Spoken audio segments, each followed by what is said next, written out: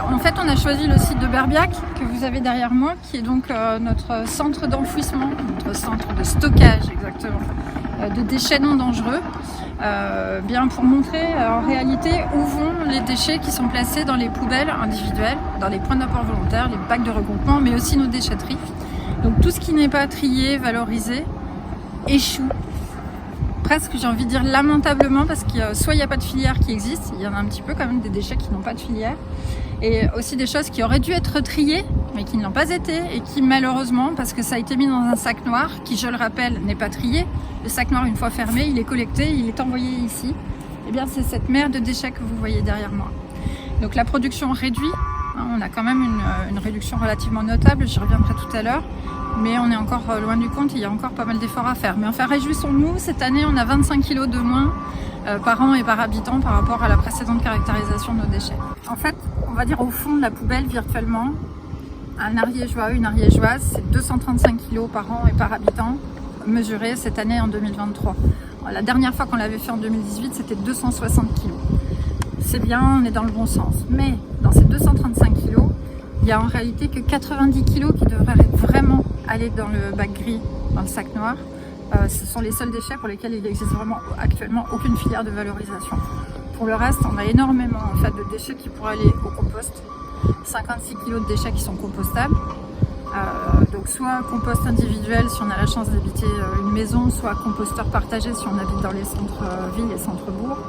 On a encore 39 kg d'emballage. Donc je rappelle qu'avec les nouvelles consignes de tri, tous les emballages ménagers sont recyclables. On se pose plus de questions sur les pots, les barquettes, les films et que sais-je. C'est un emballage ménager, ça part au recyclage et non pas dans le sac gris comme actuellement.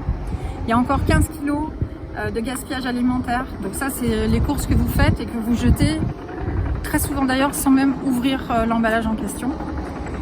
Ça a bien réduit par rapport à la dernière fois, ça y a notamment 10 kg de moins là-dessus. Je pense que les gens, il y a aussi la thématique des économies et de la maîtrise du budget du ménage en fait, qui permet de réduire ça.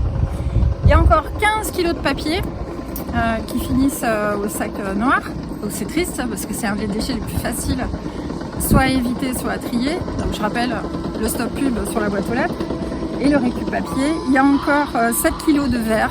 Alors là aussi, très facile d'aller mettre le verre au récup papier. Et puis un focus sur les textiles. Il y a encore 10 kg de textiles. Vêtements, linge de maison, chaussures. Donc simplement rappeler à vos auditeurs qu'en réalité, un vêtement, même s'il y a des trous dessus, c'est pas très grave. Il suffit de le mettre quand même au récup textile. Ça servira à faire des chiffons pour les ateliers. Ça pourra faire de l'isolant textile également. Et tout au fond, les 90 kg de déchets ultimes, les seuls qu'on devrait avoir ici. Donc vous voyez, on pourrait en fait diviser le tas qui est derrière moi, facilement le diviser par 3. Alors il y a encore pas mal de ménages qui ne sont pas équipés. Donc d'abord je les invite à s'équiper d'un compost à un prix défiant toute concurrence au Smectum, ce qui est à 22 €, ce qui est beaucoup moins cher que ce que vous trouverez dans le commerce. Et puis il y a aussi des gens qui ont un composteur à la maison, quelquefois depuis de longues années, et puis qui savent pas vraiment très bien en fait quoi en faire. Quelquefois ils rencontrent des difficultés d'ailleurs avec ça, des odeurs ou des nuisibles qui viennent. C'est simplement en fait, j'ai envie de dire une recette de cuisine à respecter pour ce qu'on met à l'intérieur de son composteur et une façon de touiller la mayonnaise pour qu'il y ait de l'oxygène, voilà, pour que tout s'y passe bien et que la vie prenne à l'intérieur du composteur. Et c'est précisément cette formation que nous proposons gratuitement, bien sûr, à nos usagers sur les installations du Smectum. À partir du 1er janvier 2024, nous commençons très officiellement à mesurer la production de déchets. Donc chaque fois qu'un usager va sortir son bac individuel pour le mettre dans la rue pour qu'il soit collecté, ça sera mesuré. Disons, j'ai un bac de 180 litres. Je sors mon bac de 180 litres, le camion va lire la puce qu'il y a dessus et va dire, eh bien, dans ce ménage, il y a 180 litres de déchets qui ont été mis à la collecte. Attention, si la poubelle est à moitié vide, le camion ne le sait pas. Donc c'est bien 180 litres qui seront mesurés et donc facturés. D'où l'intérêt de sortir des poubelles qui seront vides. Donc ça, c'est 1er janvier. On commence la mesure. Toute l'année 2024, on va mesurer la production de déchets. Début 2025, on va envoyer ces résultats au service des impôts qui vont intégrer ça dans leur logiciel pour que ça puisse être répercuté sur l'avis de taxe foncière qu'on reçoit en septembre-octobre. Donc, septembre-octobre 2025, les gens vont recevoir un avis d'imposition sur lequel figurera la TOM, taxe d'enlèvement des ordures ménagères incitative, dont une partie va rester ce qu'elle est aujourd'hui, mais diminuer, la part fixe, relative à la valeur locative de leur maison ou appartement, et une partie qui sera variable, directement en proportion de leur production de déchets. Donc, premier avis qui arrivera en 2025, mais qui reflètera la production de toute l'année 2024. Les badges, ça concerne à la fois l'accès aux déchetteries, puisqu'on veut un petit peu éviter d'avoir du tourisme, des gens qui sont hors département et qui profitent de nos installations sans contribuer au financement du système.